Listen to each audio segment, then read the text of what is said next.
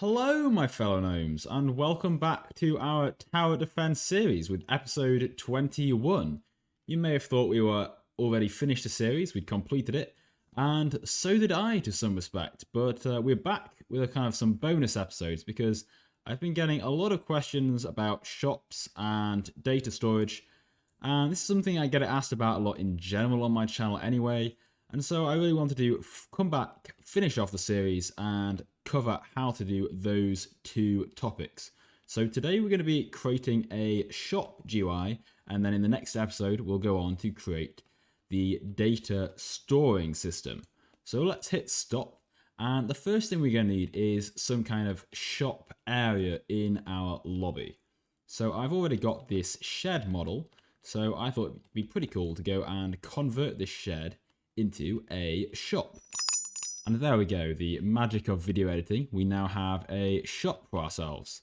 So we've even got our little gnome fellow. We've got two gnome fellows in blue, and the shop's sort of painted with a bit of blue as well.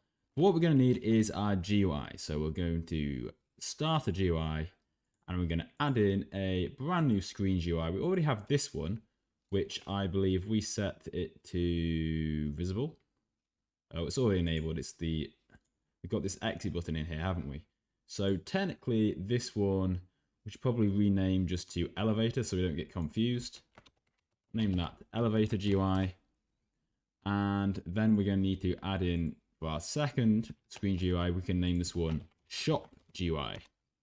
And then we're going to add in a frame as well. So I'll talk you through how to create the entire shop GUI, seeing as that's what we've done throughout the series so far, but you may want to skip ahead this section if you've already got UI, but of course then you'll have to figure out what to write for your own script. If you follow along, then it's easier to copy exactly as I do it. So let's set the size for this frame first of all. Let's try 0.80, 0.80, so it sort of fills the screen roughly like so, and then we'll just give it a margin of 0.10, 0.10. And we'll set the transparency to 0.8. So we've got this sort of translucent white window that roughly fills the screen. And we're going to name this frame container. And then we're going to maybe add some corners to it. It looks a little bit sharp at the moment. So we can add in a UI corner element. And that'll just help smooth it out a little bit. And once we do that, it actually gets rid of the border as well, which we didn't really want. And inside of this container, we're going to have a sort of title frame running along the top. So we add in a text label, and we will set this to be background of completely black, and we'll make sure it fills the screen. So size will be 1, and then 0. The Y will be set to 0.1, possibly 0. There we go, something like that. So it runs right across. We'll give it a transparency of 0.2, and we're going to want a little UI corner inside of here as well. So we copy and paste that in like so. And then for our font, I think we'll use the one we've used all throughout the series, which is the Oswald font. And we'll make sure the text is white so we can read it. And text scaled. And the text will just say shop. Okay, there we go. And then we're also going to want a exit button. So I add in I'm just going to use a text button for this. And this text button we're just going to have in the top right. Okay, a little cross. So the size will be 0.1, 0, 0.10. And then we'll make sure we position it 0.9 of the way across, like so. And then we're going to want it to be bright red background, but we'll use a transparency of 0.4 or so. And we will make sure we call the button, we'll call it exit. And the font, what font shall we use? Well, if we put the text as X, like so, and we set the color to white, and we scale it, we don't quite get a uniform X like we would for an icon. It still looks like the letter X. But if we switch to the legacy font, we get a much nicer sort of rounded X, which I quite like. And we'll copy in a UI corner element into that as well. So then it rounds off the edge. So that's our top menu bar. And then inside of here, we're going to have a few more bits of information. We're going to have how much currency the player currently has. And we're also going to have a max counter. Because if we remember in our game, you're allowed to bring in so many towers into the level with you. Currently, we just have 3 default ones, but we're going to want to have a few more, but we don't want them to have them all in the game at once. So we're going to add in one text label in the bottom left of the screen, and we'll just call this one stars, I suppose, because we're going to use stars as our currency, if you can't already tell. And then we'll position this, well, the size will be 0.1, 0, or maybe 0.5, 0, 0.10 again. Oh, did I type that wrong? 0.5, 0, 0.10. There we go. And then we'll position it to be 0.9 of the way down. So it's at the bottom of the screen this time. And then we're going to duplicate that. And the duplicate one we will name to be limit. And this one we'll position to be 0.5 of the way across. There we go. So both of these we're going to want to be fully transparent backgrounds. So we can do that for both of them. And we'll keep using the same font. So we'll use Oswald again. You see I've got them both selected. Scale the text of both of them. And we're going to give them a text stroke transparency. So set that to 0. And then we'll set the color to white, like so. In fact, maybe we want that to sort of stand out a little bit more. Let's try this font instead. Whoa, okay, that's kind of bright. We'll stick with that, I suppose. That'll be fine. But the limit, we want to make sure that is in the bottom right, or is centered to the right rather than the center. So the text X alignment we'll put to the right, like so. And for the stars, that's currently in the center as well. So the text X alignment, we want that to be left. And also we're going to give it a color. So we give it a sort of, rather than it being black and white, let's give it a sort of light bluish color to sort of match our stars. How about something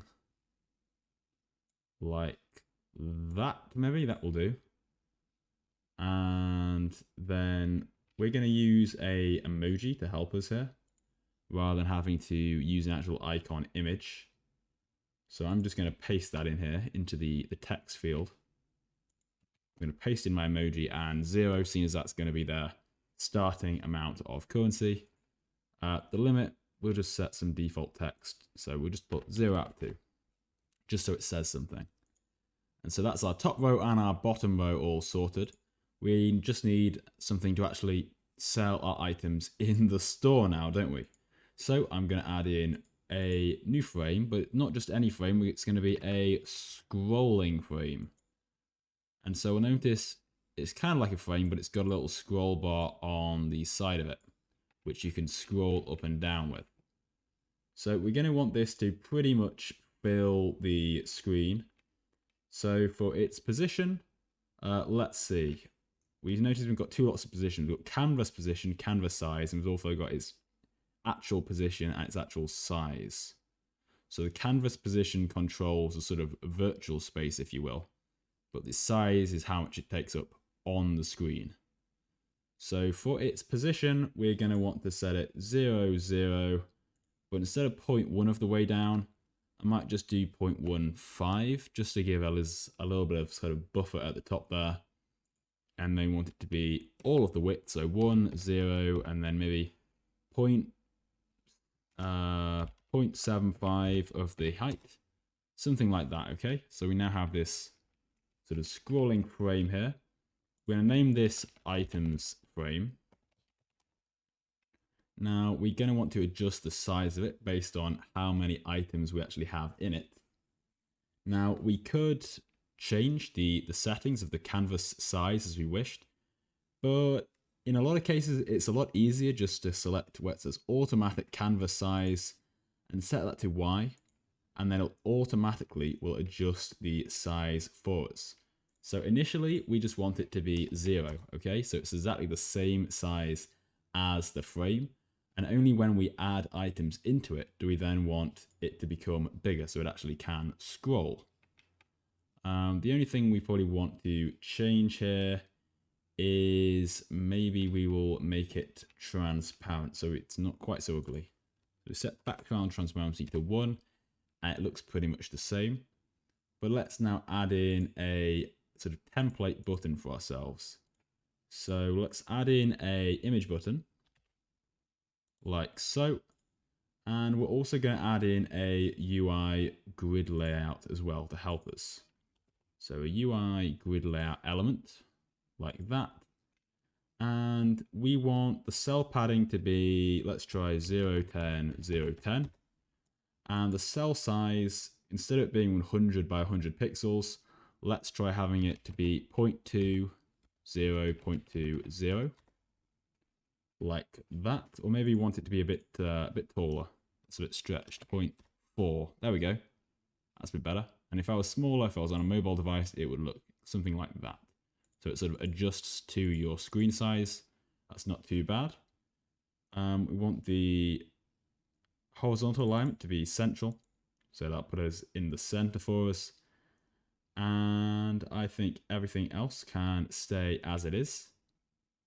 And then for our image button itself, we're going to name this template button, because we're going to use this as a template for all the items in our store.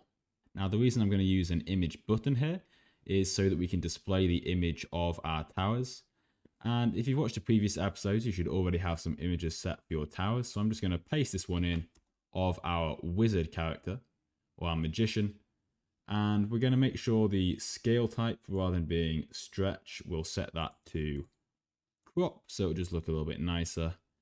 And then we don't really want it to be on that white background. That looks a little bit stark, I think. So we'll maybe use 0.7, okay? So you can still see a box, but it's not that harsh white backdrop. And we'll get rid of the border as well. And then obviously we don't just want an empty item in the store. We need to know what we're buying and how much it costs. So we're going to have 2 text labels. The first one is going to be its status or its price. So it'll either tell us how much it costs or if we've already bought it, some information about it. So we'll call the name of this text label status, and the position, we will put it sort of somewhere near the bottom. So we'll try 0.8 of the way down, and then for its size, all of the width, so 1, 0, half the height, and 0. Sorry, not half, we want 0.2, don't we? There we go. So it'll fill the bottom like that. Fully transparent. And then we're going to set the text to scaled. And again, we're going to use the same sort of color and the little star thing as we use for our stars at the bottom down here. So we can just copy this color and paste it in here to our text color, like so. There we go. And we can use that same font again, the luckiest guy font. We want a white text stroke color. There we go. And then we're also going to just paste in the sort of 0 star and the emoji. So we can paste that in here like so. So there we go. The magician now costs 0 stars. Or maybe we'll just put him as 100. There we go. And then we're going to want a title name for it. So we can copy this, in fact. Copy the status, but this time it's going to be for the name. So we're going to use the Oswald font. We will set the text to be magician. Make sure we set the name of it to be tower name. Remember, we can't use the name because then we're going to have a problem. If we ever try to reference template button.name, we'll end up accessing its property, which is the name of template button is template button. So in order to get confusion here with properties and child elements, we will name it to be tower name instead. So there's no confusion. And then its position, we want at the top of the screen this time, so make that 0. And we're going to set the text to black. So there we go. Or how about we even do it the other way around? We have white text and black edging. Woo! Okay, so there we go. There is our shop template set up and ready to go. And we can check that the UI grid layout is all working by, if we duplicate the button, the template, by spam Ctrl D.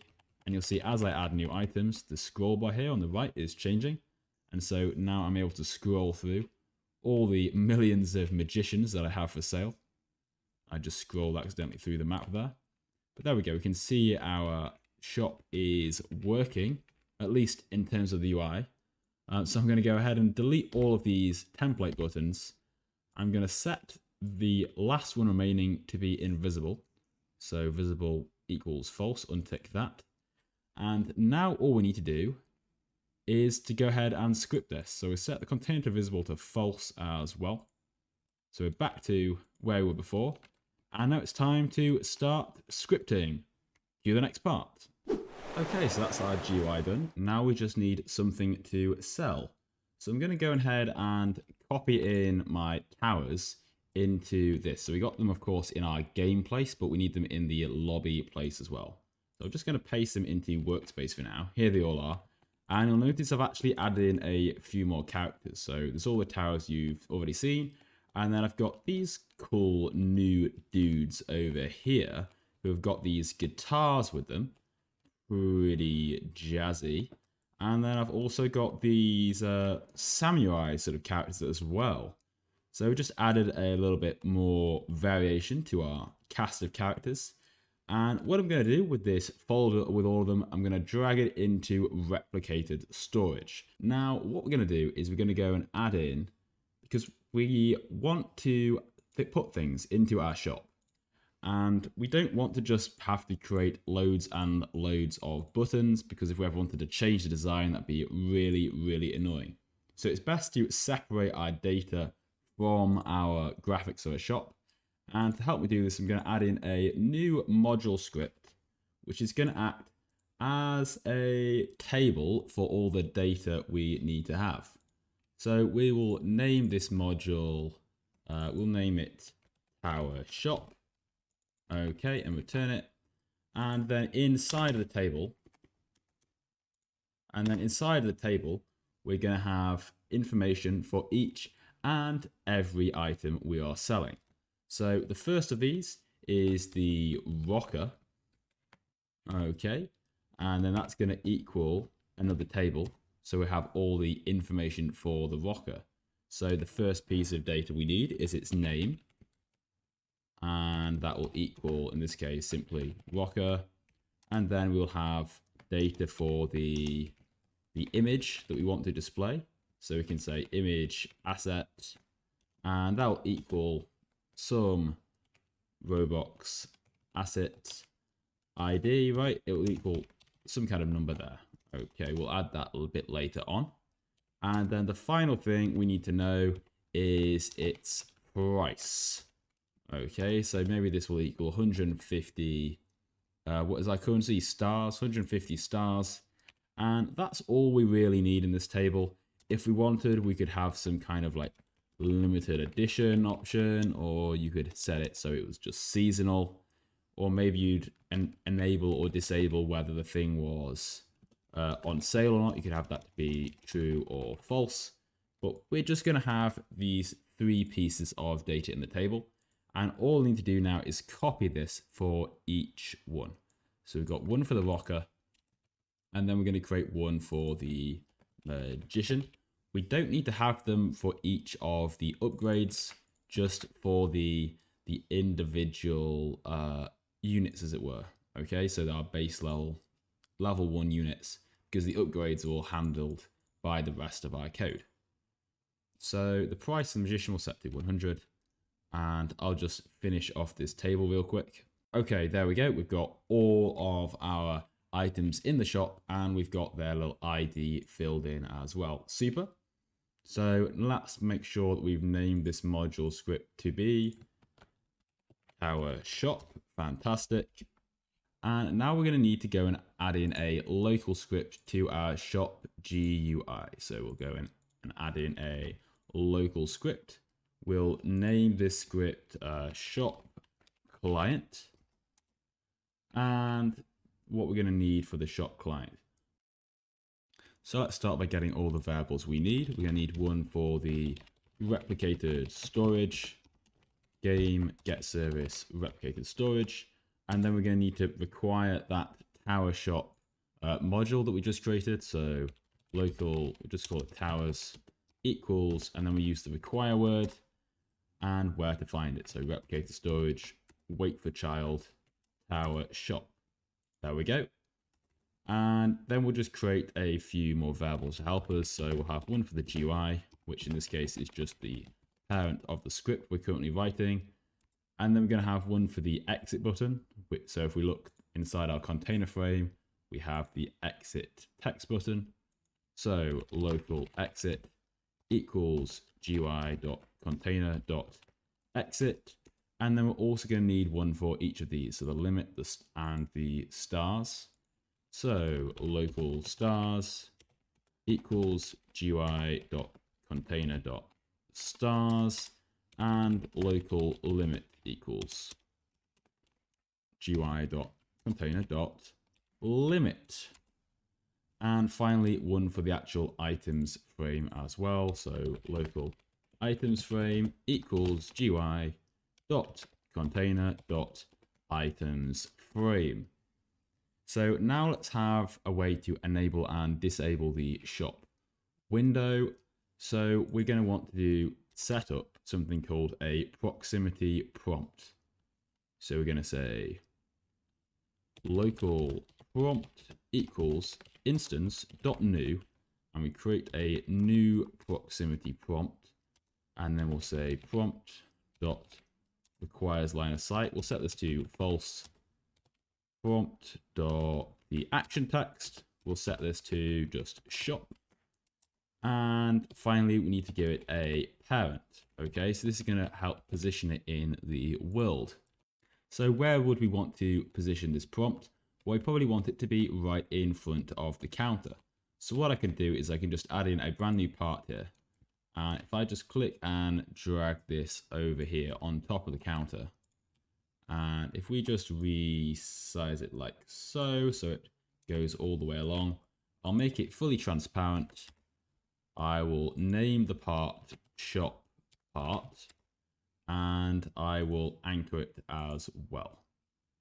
Okay, and then what I'm going to do once I've created that part is head back into my script, and I can make the prompt.parent equal to, and then that will just be workspace, and we'll use a wait for child here, shop part.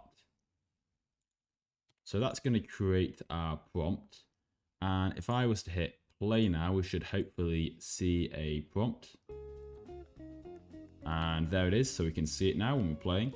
Now the reason I have done this through the local script rather than just clicking say plus and adding one in is that it allows us to alter the properties of the prompt locally as well. So now with this prompt created, let's sort of respond to it when things happen.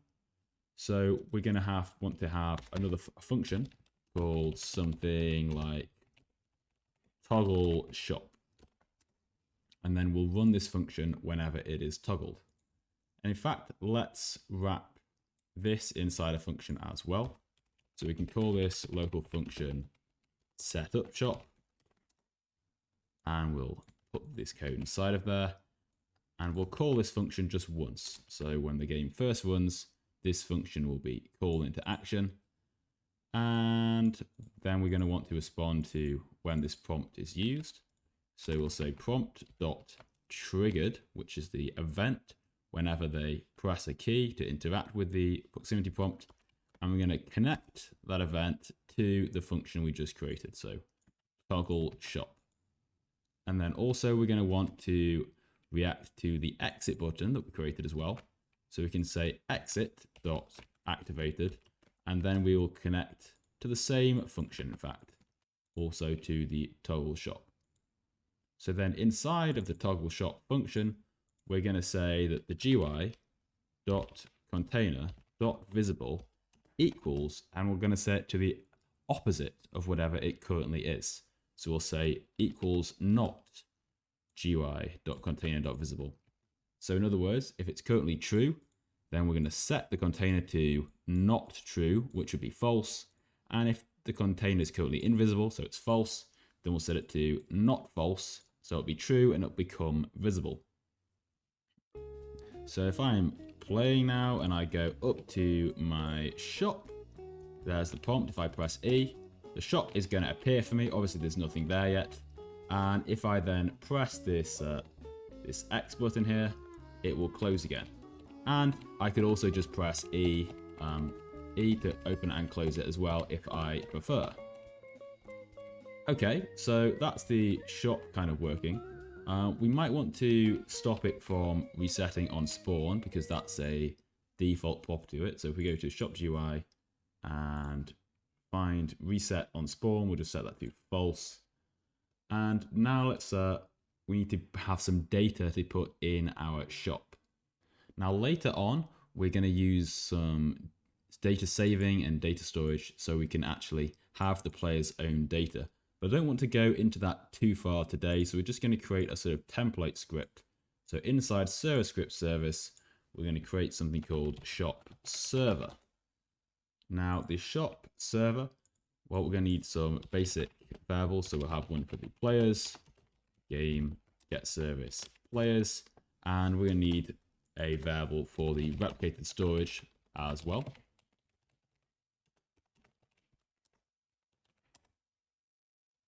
And we're going to need one for the tower shop, so we can just grab that as well.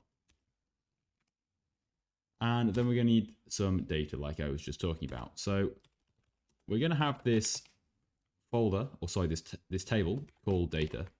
And then eventually inside this table, we'll have something that looks like this. We'll have player 1, 2, 3, 4, and then they will have their own data, right? So they can have their towers or whatever will be equal to the data, and then we'll have another player down here below. But we're not going to worry about any of that because for now we're just going to assume that everyone has this default data. So a new table we're just going to create, and we're going to give them a small amount of stars to start with. We'll set this equal to, let's give them 400 stars, and then they're going to have a selected towers value. So this is like what they've actually equipped to take into battle with them. And this is going to equal a table. So it can have 2 or 3 towers that they can take into the actual round with them. So for now, we'll just have them with the slinger selected. And then we're going to create one more field, which is the owned tower. So this is everything that they've purchased. So they could own hundreds of towers, but they can only take a few. They can only select a few with them. So the owned towers, we will make this equal to the slinger and the brute. Now make sure whatever names you use here are exactly the same as you used in your tower shop. So the needs to be case sensitive, spelled exactly the same. So brute and slinger, just like that over in our default data here. And then we're also going to set a variable, kind of like a constant really. Some people like to put constants in capitals. We could do that, I suppose. Max selected towers, and we're going to set that equal to 3. So let's put that above, why not? So the maximum amount of towers they can select at any one time will be 3 they can take into the battle. So later on, this script will provide the player with their actual data, but for now we're just going to hand them this default data. So we're going to add into replicated storage a remote function, and we're just going to call this get data. And then down here below, we'll say replicated storage dot get data dot on server invoke, and we'll set this equal to a function, and the one parameter will be the player who is requesting it. And then all we're going to do is we're going to return back the data to them, which is the default data. So that's going to send the information back to the client's script. Let's make sure that we're actually requesting that data now. First of all, let's create a variable so we can access that remote function we just created. So local get data func equals replicated storage, wait for child, and get data. And then we can use that variable inside of our toggle shop. And so we'll say if we're making the container visible, if GUI.container, if it now is visible after we've done that weird opposite game, if it is visible, then we're going to want to set the player data. So get data function, and we're going to invoke the server. Now remember, this sends us back that table, sends us back this table here. And so we need to capture it inside of a variable. Now, if we made it local, if we said local player data equals, then it's only going to be accessible in this function. Whereas we want this to be accessible to the whole script. So to do that, we're going to put it right at the top. So we'll say local player data equals an empty table to start with. And then we're going to set its value down here. So make sure that this isn't local and this is here. So we're making it local to the whole script. So it's like a global variable. We can access it everywhere then. So now once we've got the data, what we're going to want to do is we're going to want to update the shop. So we've had our setup shop function. Now let's have a function called something like update items. So we'll call this function update items from the toggle shop function, and we're going to need to loop through everything in the shop, right? We already know what's in the TowerShop, and find which items that we own and then adjust them accordingly. We probably also want to set the value of the stars and the limit too. So let's start with that. We can say stars.text equals, and that will be our data.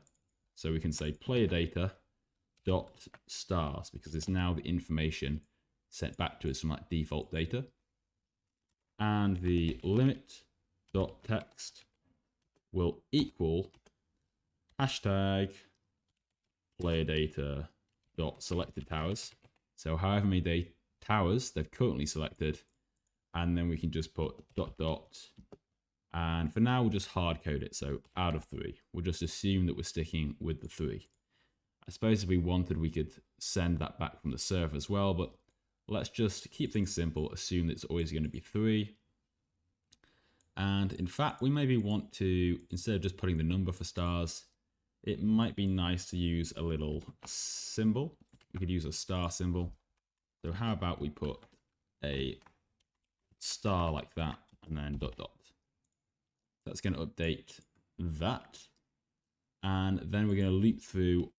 So for I tower in pairs and the towers that we've got from our tower shop, we're going to do. And what do we want to do? Well, we need to, first of all, create a new button. So the local new button will equal the items frame. And then if you remember, we have that template, this template button here. So we want to clone that and then change its properties. So item frame dot template button, and call the clone function on it. There we go. And then we're going to want to change some of its details. So let's say new button dot name, and we'll set this equal to the tower dot name. and then the new button dot, and we find the tower name text label, and we set the text of that equal to the tower name as well. And then we're going to need to update its image. So new button dot image will equal the tower dot the image asset. And then finally, we going to want to make it visible, of course. So new button dot visible equals true, and we're going to want to parent it to the items frame. So new button dot parent equals items frame. So that's going to create and clone the button. So let's hit play and just see how we're looking so far. Here we go. We'll jolly on over to the shop. We'll press the E icon. And oh dear, we've got a problem here. Attempt to get length of a nil value, line 16. So let's find out what's happening there. Line 16. Oh, we put just selected instead of, I believe, if we check the shop server, the full name is selected towers. That's just a little typo on my part. So we change that to selected towers. Now let's see how we're doing. Okay, let's try this again. Over to the shop. And there we go. We've suddenly got all 5 items in our shop. Now, currently it shows them all for sale. And if I click them, obviously it's not going to do anything. We haven't coded any of that. But we've got the basic layout set up. We can see it says 400 stars in the corner here, which is our amount of currency. So we know we've got that working so far. If I close the shop, it will close. But if I open it again, what's going to happen is it's going to create new templates each time. So if I keep opening and closing it, I'm going to end up with loads of the same thing. Obviously, we don't want all these duplicates. So let's see if we can go about fixing that. We'll hit stop, head back into our client. And so this is creating the new button. You can add a little comment there. But before we create the new button, we probably want to find any old buttons. So how we'll do this is we create a variable called local old button, and we'll set this equal to be the items frame, and we're going to need to search the items frame to see if there's anything with the same name as the one we just created. So find first child and the tower.name. And then we'll say if that old button does exist, then we're going to simply destroy it. So old button destroy. And now if we hit play, that should get rid of that problem for us. Head to the shop. There's our 5 items. Close the shop, open it again, and there we go. So we've got rid of that problem. That's cool. It does say each of them costs 50 stars. That's not quite right. There's a few things we need to change. So let's hit stop and head back here. So we need to set the new button dot status, this status text label, equal to be its price, or if we already own the item, then we don't want to display its price, do we? Because you can't purchase the thing again. So we'll say the local status equals, and we need to find out what it currently is.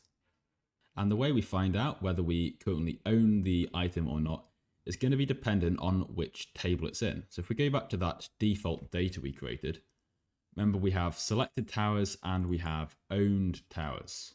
Now, if it's in the owned towers folder, the table, sorry, I should stop calling them folders, then we know that we own it. So we need to search both of these tables to see if they contain a word such as slinger. So we're going to create a new function, local function, get item status. And that's going to take the item name, because that's the parameter that we're going to want to search for. So we'll say if table.find, so this is a function that allows us to search through a table for a piece of data. So we're going to search through the player data dot selected towers subtable, and then we're going to search for item name, okay, the thing that we just passed to the function. And that will either return an index of that. So if it returns something, this function, then we know that it's true. So if it does find something, then we will return back and we'll just say equipped. And now otherwise, else if maybe we could find it in the owned towers table. Let's copy that line and we'll say if we find it not in selected towers but owned towers, then we will return, yeah, it's owned rather than actually equipped. And finally, else if we don't find it in either of those tables, then it must just be for sale. So return for sale. And so now we've created this function, we can copy that its name. I'm going to call it here. So the status will equal get item status, and we'll send the tower.name to it. And so now we can check, right? We can say if the status equals for sale, then in that case, we will set the new button dot status, sorry, not size, status dot text to be equal to, and let's grab that star we used a second ago. There we go. Copy that. Star dot tower dot price.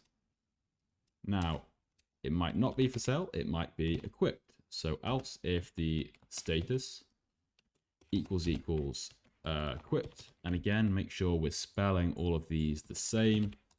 I mean, if you used a lowercase e here, then it's going to mess up because we're only being returned a capital E equipped. So make sure these are the same values.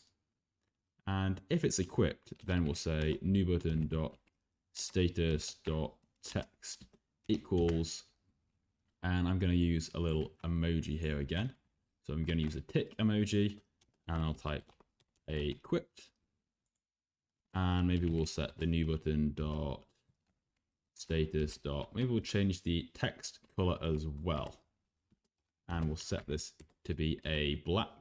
So that's just the default 000, and then we're going to say new button dot background color 3, and we're going to make this black as well, color 3 dot new 000. And finally, else if it's not for sale and it's not equipped, then we're just going to give it a blank status. So status dot text equals, and it's just going to be blank. Okay, because we don't want to display the price, and we're just going to leave it blank for them to click and then equip it if they so choose. So that's our statuses set up. Let's see if that's working. We'll hit play. Head over to our shop, interact, and here we go. So we've got our brute. He's just a blank box because we've already owned him. We've got our slinger, who is equipped, ready to go. And then we've got the 3 prices here, 150, 75, and 100. I haven't set up anything when they're clicked yet. We'll do that in a moment. And we should probably order them according to price as well. Now, the best way to do this is using the layout order property. So I can say new button dot layout order. And so this is like 1 to, infinity, right? A pretty big number, with 1 or 0 being the first in the queue. Now, what could we use to order them with? Well, we could just use the tower.price value. So if we use tower.price when we order them, now when we hit play and head over to our shop, we should now find they're nicely arranged. So we've got the free one, which we own, equipped, and then they go up in price. That looks a lot neater. Okay, now let's react to when we click one of them. So let's, below all of this, we'll say new button dot, and we use the activated event, and we'll connect it to a function, and then we're going to need to do something. So what do we want to do? We want to interact with it, but in order to interact with it, we need to, or we will want to, change the data that's stored about it on the server. So let's create a new function for ourselves just above, we'll say local function interact item, and that'll take the item name as well. So in order to start our interaction, we're going to need another remote function. So we can copy this get data one, and we'll just name the copy, what will we name it? Maybe we'll just name it interact item. And so we'll then need a val for this in our script. So we've got the get data func, and we'll call this this copy the interact item func, looking for interact item. There we go. That's our variable created. And so now with that, we can go about calling it. So the data that we receive back from it, and then we'll say interact item function invoke server, and we send the item name. So that's sending a request to the server.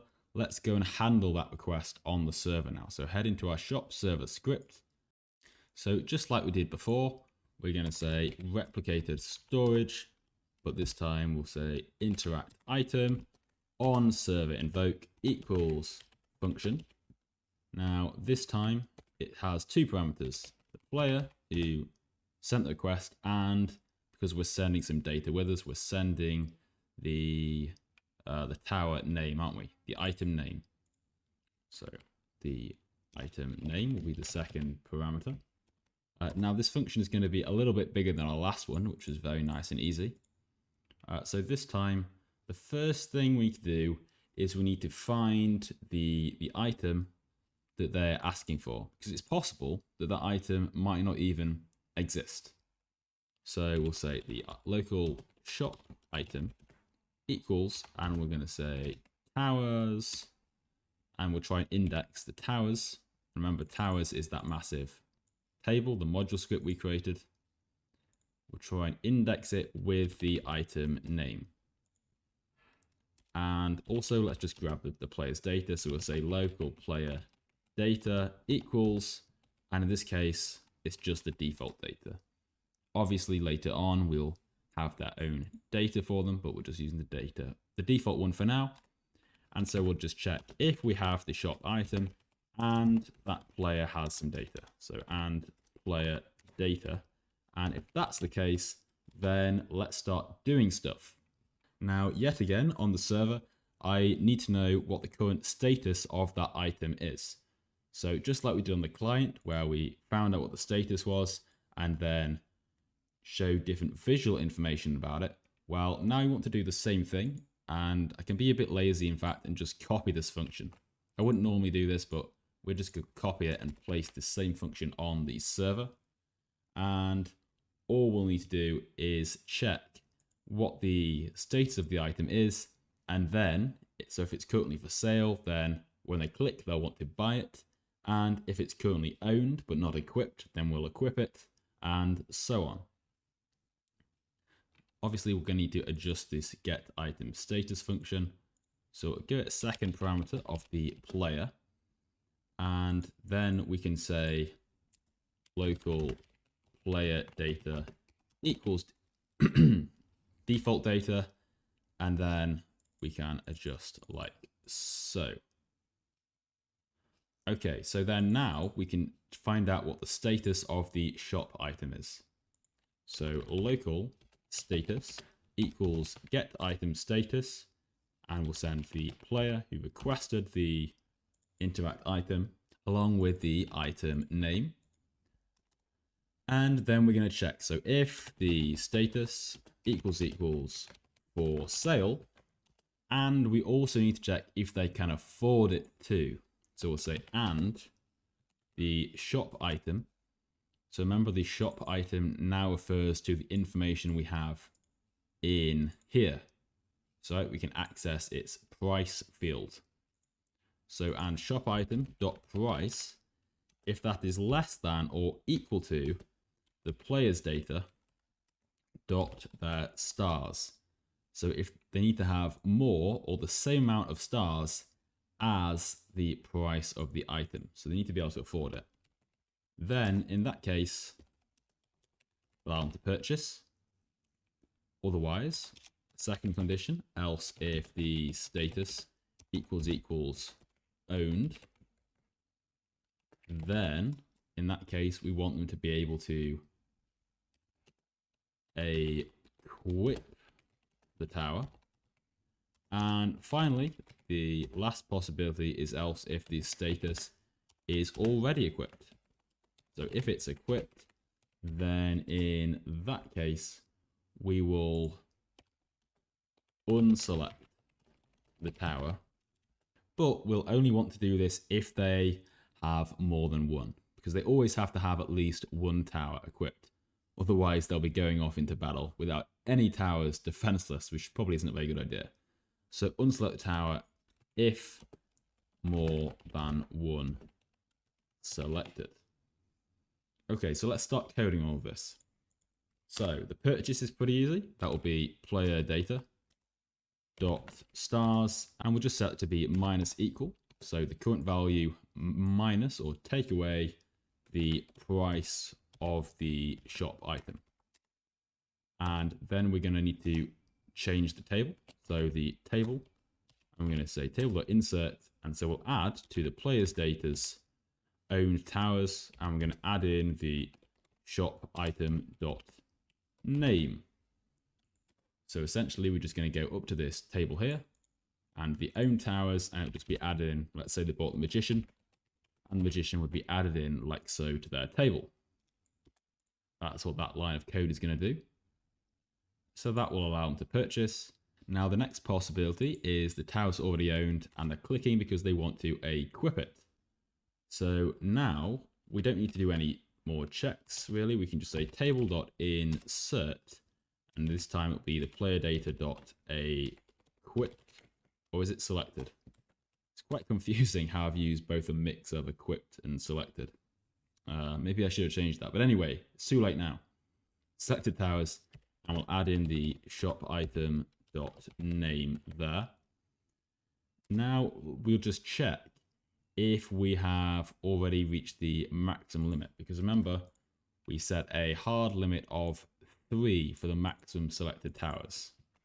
So let's just check if the hashtag, so hashtag gives us the total length of a list or table, so player data dot selected towers. If the amount of selected towers is greater than that maximum value, then let's remove the last one that we added before. So table.remove, and we're going to remove from the player data dot selected towers, we're going to remove the first one from the table. So if that's a little bit confusing, but I'll show you what's happening here. Imagine we selected, because we own the sling and the brute, if we selected the brute as well, so that would be added to the selected towers table. But imagine we had a limit of 1. So in which case we'd be over the limit now in this table. And so it would remove the first element from the table. So it would remove the slinger, and we would just have the brute selected on its own. Hopefully that makes sense. So that's equipping. And now we want sort of the unequip option. So here we're going to need to do an additional check. So we say if the player data dot selected towers, if that is greater than 1, then we're going to want to remove it. So let's find the tower to remove. Local tower to remove equals table. I'm going to find it from the selected towers table. Find it, and using its item name, let me zoom out so you can see that line in its entirety. There it is. And then we can remove it. So table dot remove player data dot selected towers. Now the remove function, it takes a index of where it is in the table. So 1, 2, and so on. Now the table.find function, as I said earlier, it returns back the index where it found it. So we can use that value in order to remove it, like so. So there we go. That's all of our options. And then the only thing we probably want to do then is to return back the new data, because remember, we've changed all the data now. So let's send them back a copy of the updated data. So at the end here, after all these if conditions, we'll say return player data. And seeing as this was in an if statement, it's probably a good idea to add a little else down below. So else, if the shop item or play data did not exist, then we'll just output warn tower/player data does not exist. And seeing as it's a remote function, so it's expecting something to be returned, we'll also return false at the very bottom here as well. So if something went wrong.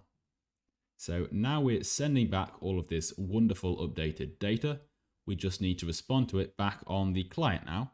So we'll head back over there, and inside of our interact item function, all we need to do is update our shop again. So we'll just check that we have been sent data back. It's not false, there wasn't any errors. And if we've got that data, then we're going to set the player data to be equal to this new version of the updated data, the new data. And once we've done that, we're going to want to update all the items again. So we just call this function like so. So there we go. In fact, because that's a local function, we've got a little underline. Let's just remove the local. There we go. Problem solved. And now if we hit play, let's see what's happening. We head over to our shop here, hit the shop icon. We've got all of our items. I can click the boot and nothing's going to happen. Interesting. What's going on here then? Let's hit stop and find our... Oh yes, that's why nothing's happening, because we haven't called any code into action. Right, our interact item function, we need to call that whenever they click the button, don't we? We've just got empty code here. So interact item, and we'll send the tower.name to it. There we go. It might help if we actually tell the code to do something. Right, let's try that again. Interact with the shop, and we'll click the boot, and there we go. So we now got 2 equipped, and it says 2 out of 3.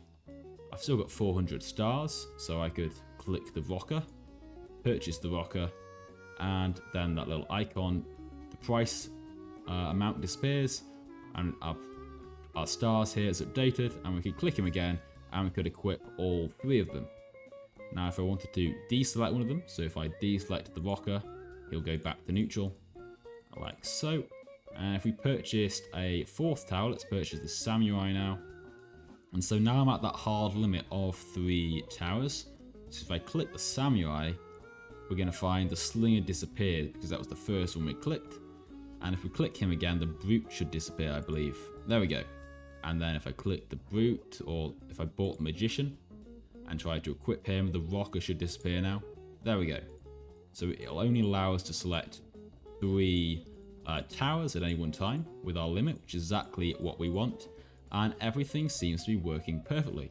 If we close out the shop and come back to the shop, all the data is just as we left it. The only thing we really need to do now is to add some kind of saving ability to our game, which we'll be doing in the next episode. But there we go, we've got our working shop system, and it's looking pretty dandy, I reckon. Hopefully yours is coming along nicely too. That's about all we've got time for in today's episode. So thank you very much for watching, and I'll see you next time where we add some data saving. Goodbye!